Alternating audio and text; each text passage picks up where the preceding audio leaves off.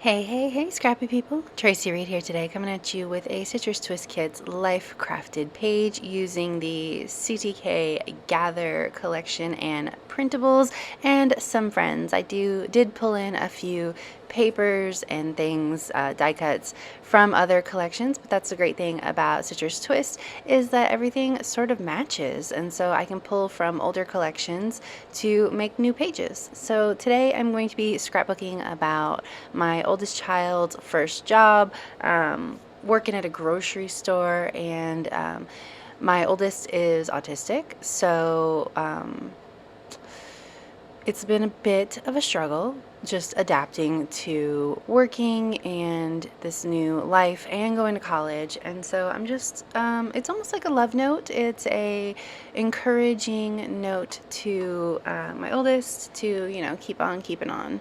I do want to hide my journaling because I always like to hide a little bit more sensitive journaling. It's not really sensitive, but it's not like the most fun journaling. So I like to hide it. And so what I'm going to do is I'm going to create a page flap, and I'm going to put it underneath my main large photo. But of course that always opens up some space underneath the photo that I have to fill. And since I don't want to put my other photo underneath the main photo, I'm going to add in some paper strips and some other goodies under there to make it look interesting, and I'm not adding too much to it. Like, you'll see. I'm going to add the title under there, or yeah.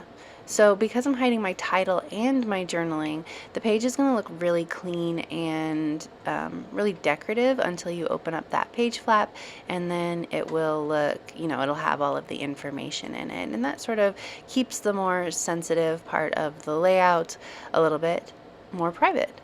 So I ripped that blue paper, and I'm also going to rip this blue paper, and it's going to match on the other side, but because it is covered up, it's not matchy like I normally do. A lot of times I will repeat, the same papers across the page, creating sort of a frame and symmetry on both sides, but even though I am repeating the same paper on both sides, you don't see it until you open up the page, so it's kind of a cool little hidden symmetry. I really like the idea of using this measuring tape piece because the whole page is going to be about growing and changing, and so I liked the symbolism of adding that in.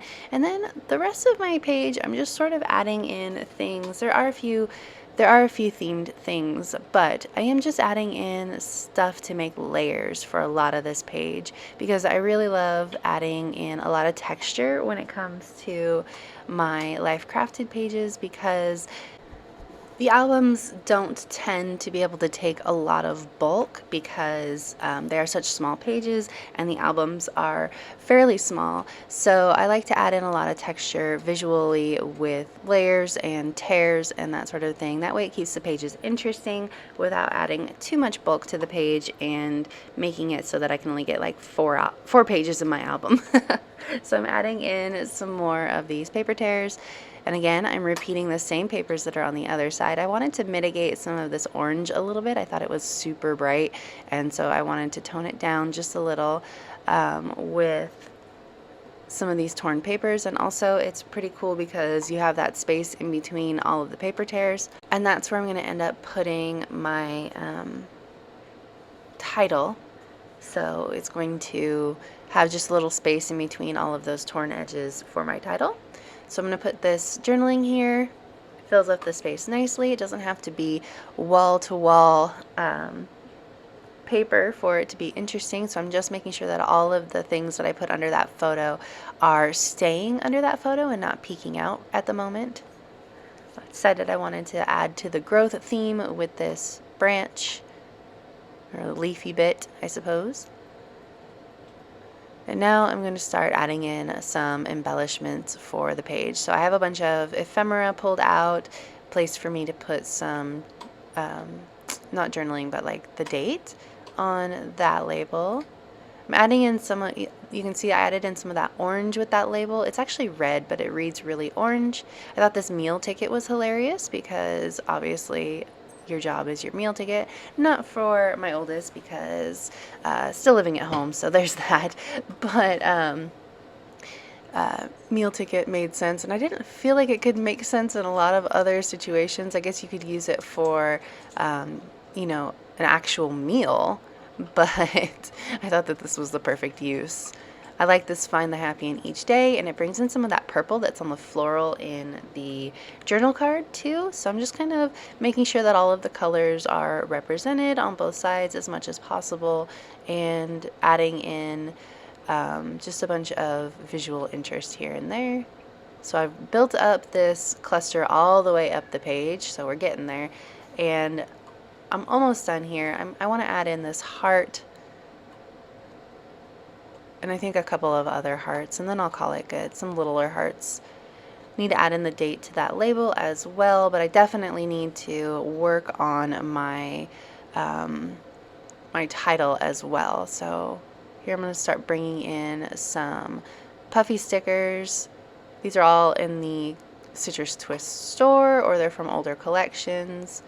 I wanted this changing seasons. I thought that that was perfect, so I'm going to put it on top of the photo because this page when it is closed is looking a little blank here. So I'm going to add in this notebook torn edge thing as a page flip, and also I need a little banner. So I'm going to add in some more of this orange, just a little bit. I'm going to notch this into a fishtail banner, and it's going to give my puffy sticker somewhere to sit on that photo where it won't be like floating in space. So I'm going to put that there, and all of this blank space we've got up here that are just the lights in the grocery store. And then I'm going to put down my sticker, and then I'm going to use this notebook edge as the page flip and just sort of the indicator that there is something more there. So I'm going to put it on the back here, and I'm going to very carefully as possible, rip up the paper on the back here and just slide it in there in between the two. It rips a little bit, but you're not really going to be able to tell once I put it back down. Because these papers are printed at home, they're a little bit more delicate than the ones that I would print at Office Depot, so they do tear more easily, and I got to keep that in mind. Wanted to make sure I covered up all of those words because they are not the point. Just wanted the edge sticking out, and that adds just that little bit to make that page more interesting when it's closed. You can see it just adds that little something that lets you know that there's something more there and that you should turn the page.